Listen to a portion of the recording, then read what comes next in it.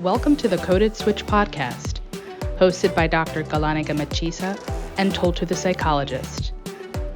On this episode, join us as we dive deep into our experiences of pregnancy, childbirth, and the fourth trimester. So everybody talks about postpartum depression. You're warned about that, the signs of it, what it like, but it's not discussed enough. Postpartum anxiety is not, and it's real. It's really real. It is real, and we don't talk about it. And, there's so much within our culture, actually, that's quite beautiful to sort of protect you from that postpartum depression and anxiety. And there's so many, but because we don't know the logic for it, we just dismiss it. And then we kind of do our own thing as well. And then when it doesn't work, we get stressed out. And because it's so embedded in our culture, when you don't do that, and then you have, start experiencing symptoms of anxiety, people are confused. They're like, why is she like this? What's wrong with her? Yes. And no one, you lived my life and I lived yours probably. Like it's, if we lived in experiences, how many other women have? And right. So people don't even have the title. People don't even have the name or the ability to recognize it for what it is. I remember, I gave birth to my son, extremely traumatic birth. Mm-hmm. And after I'd given birth to him, I definitely experienced symptoms of anxiety, symptoms of not depression, I think more anxious. I was quite anxious. And so people gave him to me. And I remember I certainly didn't love my son in the, oh my God, here's my beautiful baby. I was more like, oh my God, he's alive. I'm so glad that he's out. I need to make sure I'm doing this right. I felt, I think more than love, it was a sense of duty. That's what I felt for my child. So absolutely. I felt a sense of duty that I need to protect him, that I need to look after him, that I can't get this wrong. And so, people like to say, well, that's love, isn't it? And look, it's actions of love, but I certainly didn't feel those happy feelings. Wasn't there. That's right. That's right. The same, 100%. I mean, to this day, I remember it is imprinted in my gut, the feeling of leaving the hospital. I am an MD. I have delivered children myself, right? Like the feeling of being like, oh my God, he's going home with me. Right. Like, I still remember to this day that feeling. I can feel the sun shining. It was a beautiful day leaving the hospital. I was scared scared is not even the right word. It was terrified. It's terror is what is going to happen to this child? Like, oh my God. Right. And I knew, I have all the tools. I have all the extra training, the professional training, right? To know what I should be worried about, what is not worrisome, but there was just, and obviously, of course, hormones played a big role in that, because anytime hormone levels are fluctuating and when they're in flux is when a person will experience the most physiologic symptoms. Did you give birth naturally, or was it through a cesarean? It was a C-section. So this harps back to sort of what my pregnancy was like altogether. Yeah. And so, the pregnancy started off just fine. Got pregnant very easily. That was never an issue, was progressing fine through first and part of the second trimester.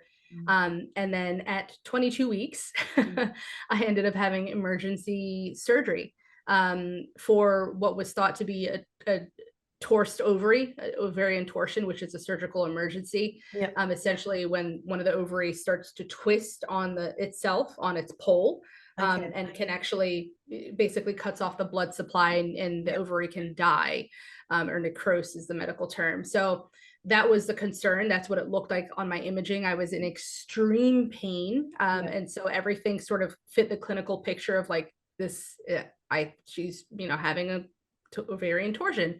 And so that is considered a threat to, maternal life, and if not the ovary itself. And so I was whisked into surgery emergently. Obviously, if you could probably imagine, just going into surgery pregnant is nerve-wracking, but the fact that they were operating in my abdomen on my ovary right next to my womb just added more layers to sort of the terror of the experience.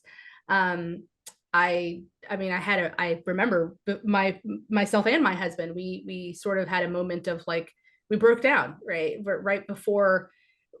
after being told that I was going to need to go to surgery. It was not an option not to, wondering what was going to happen. what, am I going to lose the pregnancy? Am I going to lose my baby? Like, Yeah. am I going to lose my life? Like, what's happening? Right. So there's tremendous stress and, I mean, this is the epitome of like a physiologic stress response, because my body is in pain. I'm also tackling with the sort of the cognitive side of things, like the awareness of what could happen, what's at stake here. And so I ended up having the surgery. Everything went fine. I have a beautiful son now to speak for it. So everything progressed well there, seemingly pretty well after the surgery, obviously recovering from a surgery while pregnant, from an abdominal surgery while pregnant was a treat. Right. Like, I mean, it's surgical. It was an open surgery too. So, you know, I have this huge abdominal scar and, you know, a baby that's kicking me from the inside. Yeah. And they're probably saying hi to the baby as they were doing the surgery as well, because they could literally see it and be like, don't pop that water. Yes, exactly. Yeah. No, it was, I mean, to this day it's surreal when I recount sort of what I experienced. And there's some other things that happened earlier in the pregnancy that weren't related to the pregnancy, but and we could go into this another time. It speaks to sort of like the in utero exposures that a human being experiences, because there was an incident that happened while my husband and I were traveling back home, when things were pretty chaotic, as it not like they're not now, but times were touch and go, and we experienced some things that were like actual direct threat to our lives, right? Like, we could have been significantly harmed, physically hurt, or killed. And so I often wonder, like, what that experience had, the effect of that experience had on my then growing, you know, embryo. It was very early in the pregnancy, and then to this day, to my, you know, to my son, what effects that may have had. But anyway, were you practicing as a doctor while you were pregnant as well? So no, not I did telemedicine. I did virtual in the second half of the pregnancy, but I was never able to do clinical work. Well, I did a little bit of sort of like more of like apprenticeship to get into the field of integrative medicine that I'm in now. But nothing in the way of like the work that I was doing just prior to becoming pregnant, which was working for a large, you know, bread and butter organization doing bread and butter primary care, which I can't even imagine. It's just so wild when you think of what modern human beings, modern women have to contend with, while also, you know, continuing the species and, you know, gestating babies and rearing 100%. children. It's just wild, right? So no, I didn't have to work in the capacity that I was working before. But anyway, to answer your question, what you were asking about, sort of, you know, did I have a natural delivery, a natural birth, vaginal versus a C-section? So because of the surgery, I was pretty much wedded to having a C-section, essentially. Because if you think about that, well, you just literally your whole body turns inside out, and then you're sent home with the baby. Like, most people have a recovery period. Right. How long were you in hospital for? Not very long. I think I did the 3 days. I went home. Usually the typical after a C-section is 4 days, but I'd met all my milestones, and they're like, oh, she's a doctor, she can go home. Right. And that's probably why you went home terrified, thinking, yes, but I'm also a first-time mother. So, that's right. And again, that's the stuff that people don't talk about. They're like, well, you'll recognize the signs and symptoms, won't you? Exactly. Or you're a psychologist. You'll know what depression and anxiety looks like. Why would you experience that? It's funny because, you know, so many times you go to a medical doctor and you say, oh, you know, I need scripts for depression. And imagine if your doctor's like, I'm kind of depressed too, actually. There is a professional code. How much, I mean, but that's so sad that would, instead of instilling a sense of like camaraderie or like being together in it, what the immediate thing is that it brings up doubt. That's what a person would feel like if their health professional started sharing, right? Like what their life felt like, or like what they struggled with. I'm always very guarded about that. I'm very aware because obviously I have my own life experiences and I identify a lot with what my patients are going through, Yeah. on many levels. But I self-censor because it's like there is a degree of faith and a degree of trust, and that I don't want to breach that. I don't want to break Yeah, that. and I get that, right? I get that from an ethical, moral standpoint. But then where do you draw the line? You do that with your patients, but then you do it in your personal life. You do it with your friends. You do it with your family. You don't see a therapist, and then all of a sudden, it just builds up. Especially, I'll be honest, especially since we talked about code switching, especially when I code switch into dealing with our community, right? Because I know to our community, like it means, having a title and being a doctor, whatever, like a doctor or whatever title, like if it's maybe somebody who's clergy, like it comes with certain expectations, and that's across the board. I shouldn't just make it seem like it's only in our culture, but there's less wiggle room. Yes, there's less wiggle room. Whereas like what I find, in dealing with American culture is that like there's an understanding that people have professional lives and they are also people, and they can, and it might be like surprising to see a doctor doing something that like I mean, for example, there's one I sing, right? I feel like there's a story coming here. I feel like right, like I sing. I love to sing. My brother. Oh my God, I thought you said sin. I love to sing. I was like, wow, this is really it's going fun to on occasion, right? No. But no, like it's funny because so I sing SING. And it's funny because my brother, like, he was just asking the question that like we all ask each other one time or another about like, what would you do if you could live your life again, or like if you knew you never had to worry about money, or you whatever it is. And I was like, without even missing a beat, I was like, I would sing because I love to sing, and I'm my voice isn't that bad. And so every once in a while I'll sing and I'll record myself and I'll be like, oh, I can't put that out there. You know what I mean? Like a doctor can't, like there's a challenge right there. I feel like we're gonna do an episode of the Coded Switch where you're gonna do like a singing intro and see how we go. Oh God. No, I will rise to that challenge. But it's, there's a lot that I feel like probably people who not just, in their professional and personal life, but even, code switching between in cultures, like, or behaving a certain way around people of your community. There's a lot of self-censoring is another part of code switching. 100%. And also like that self-centering, I feel like it would be remiss to not discuss colonization and the impact of, trying to parent in a colonized kind of world. And so, even the idea of, like carrying your baby, or like baby wearing, or, co-sleeping, sleeping with your child, and things that have been done for thousands of years are now like sort of, kind of not what we do. And there's this sort of movement coming back towards it. Even just, again, like as parents, like we come from a culture where, there were ways of raising babies for thousands of years that have had benefit. And so don't get me wrong, there were a lot of bad things that happened as well. But guess what? Technology came to fix that. And again, it's that disconnect. People jump from one ship to another, and it's trying a pendulum, to find right? It's swinging from extremes on a pendulum. Like, where is the medium? Why can't we? Well, why is it one or the other? Why is it black and white? That's nothing in life is black and white. Like it's only shades of gray. It's varying degrees of gray, really. Like some are darker than others, right? And it may have the appearance of pure black and white, but yeah, I mean, I'm sorry, go ahead. I was going to say, did you have that fear like at the time when, you were worried for your baby's life and for yourself? I mean, I experienced traumatic birth as well. And there was one point I remember thinking like very clearly, I need to go home with a baby.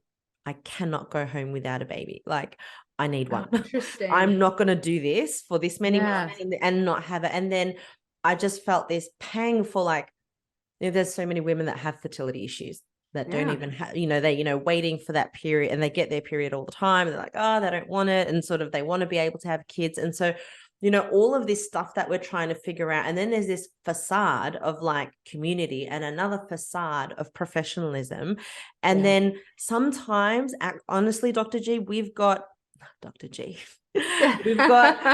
this thing where we don't recognize what is baby blues versus you need help.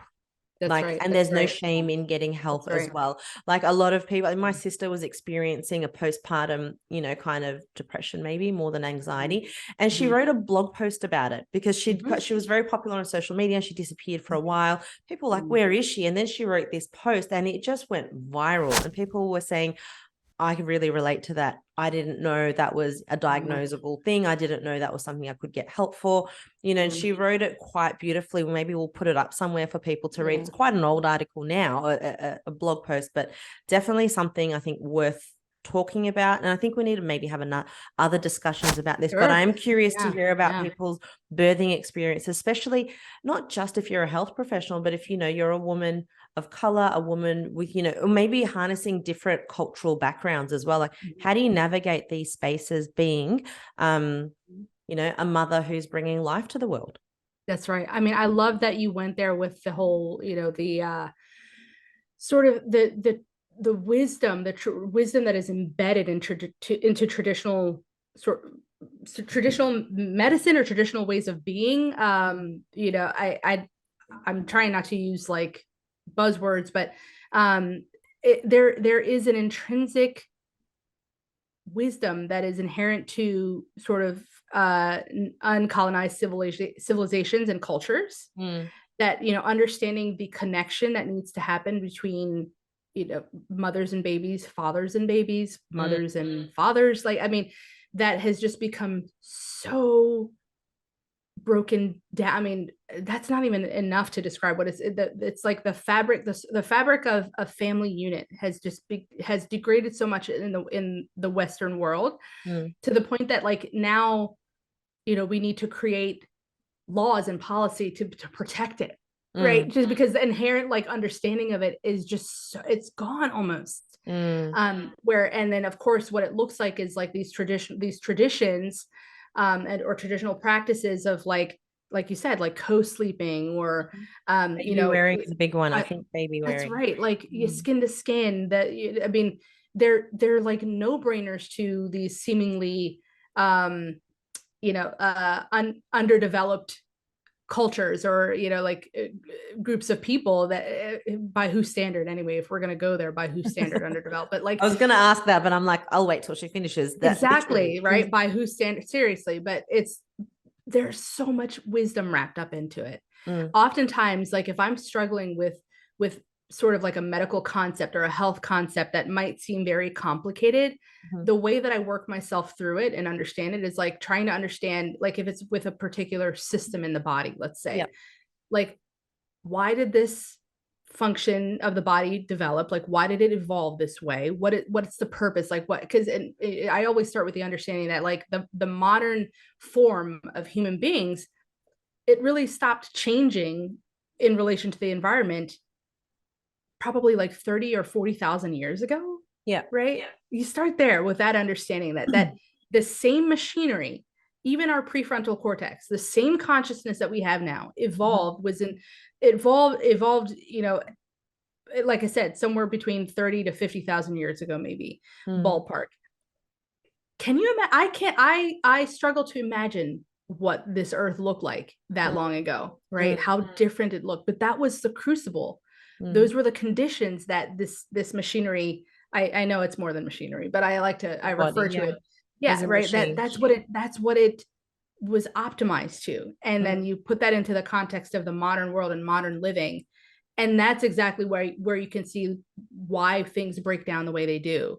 It's interesting. It's interesting you say that, because even when you talk about things like, we talk about anxiety, like in particular, and I talk with, some of the people that I see, my clients, they'll say things like, I get so stressed out. I'm so freaking stressed all the time. And I'm like, yeah, that's because your body, your brain actually does not know the difference between an actual threat and a potential threat. You need to make that difference. You need to distinguish between it.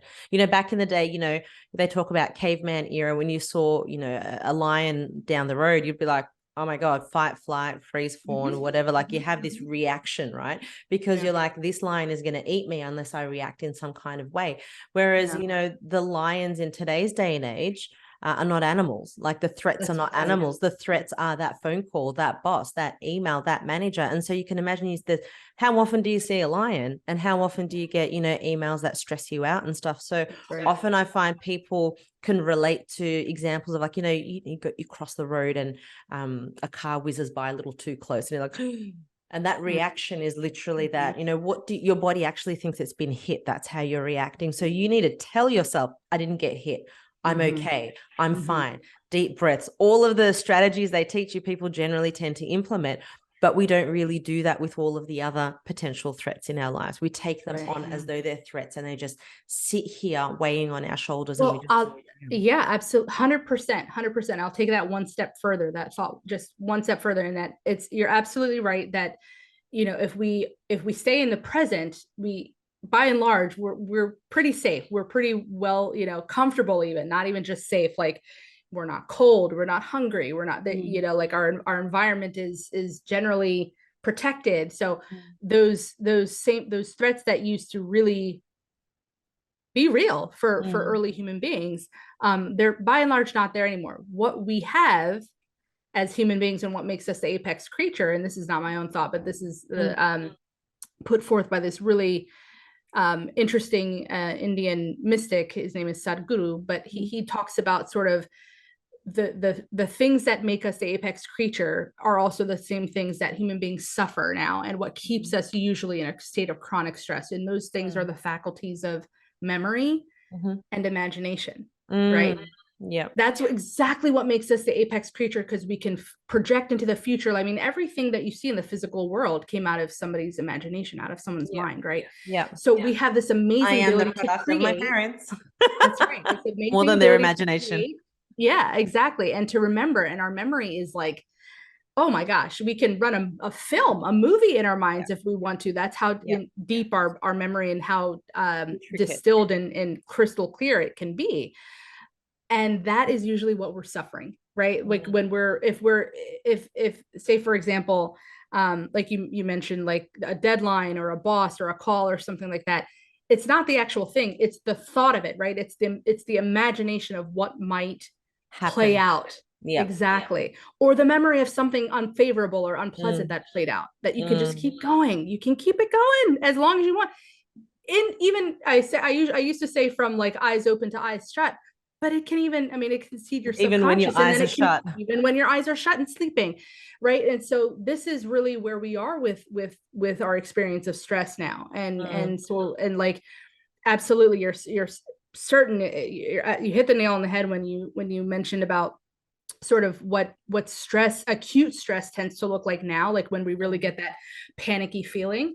And our bodies are well equipped to deal with acute stress. It's not the acute stress. Well, if it happens often enough, like being in a war zone or something, the prolonged stuff.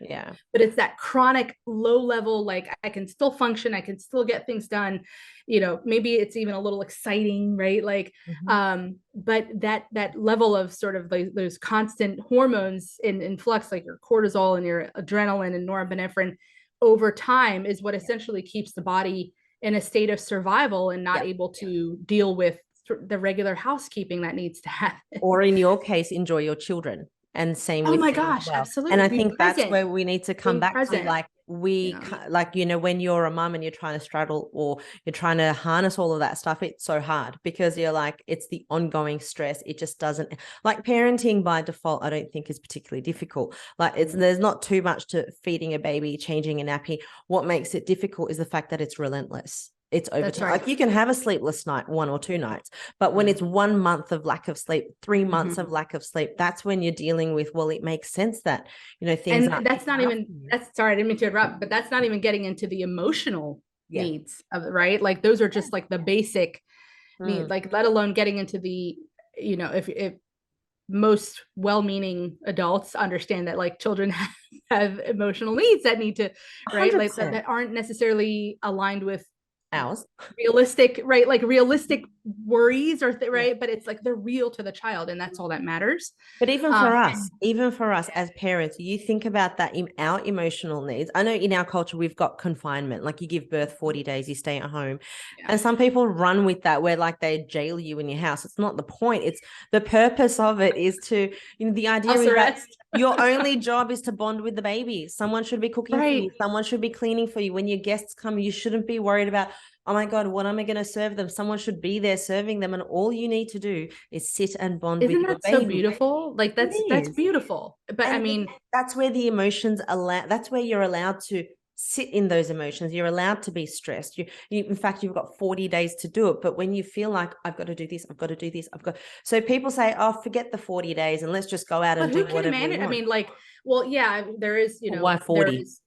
Right. There is like, there is maternal leave and those sorts of things, but that's only afforded to a certain sector of the population, right? Like, unless you sort of just take it upon yourself. Like for example, I just didn't go back into the workforce. Like I was in between jobs. I was doing the telemedicine virtual thing, but I just knew like I wasn't going to go back into clinic until this time. So I could be at home and bond, but I mean, at least in the United States. Let's not talk maternity leave in the United States. I've seen enough TikToks on it. Ours is better. I'll give you that. I think I took 46 weeks leave. Yeah. And that's what I'm saying. This is exactly like when a society has to be told, right? Or like policies have to be made to protect the like the maternal child bond, to protect like child rearing altogether. There's something wrong. Yeah. There is something wrong, right? Like, anyway, I digress. All of these stories are really telling, because, it's not exclusive just to, a particular race of women or a particular group of women. Like postpartum depression, anxiety can hit anyone. And I think in our communities, we shy away from it quite a lot.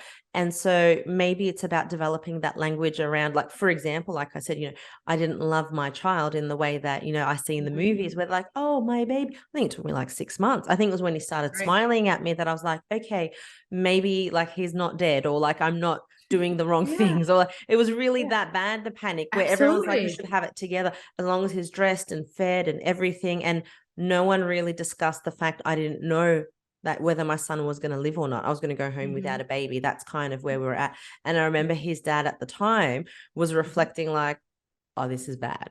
And so he was a medical professional. That was even scarier. I'm like, if he's freaking out, what about me? And so I think that's, a conversation that needs to be, I guess, revived within our communities, but with nuance. We continually revive. Like it has to continue to, because we weren't the first 2 women to experience this. We won't be the last, unfortunately. And only with the space to talk about it freely and as raw as it needs to, like the language as raw as it needs to be, right?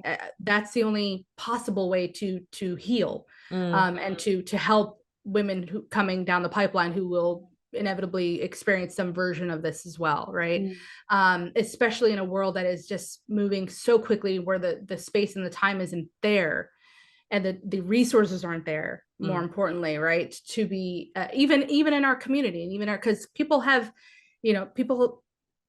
lives that they need to live. Like it's collective that this pace of life that we're living is sort of it's not healthy, and it shows up in different areas. And of course, a big place that it shows up is in the maternal child relationship, and the experience of pregnancy and delivering and then mothering and parenting.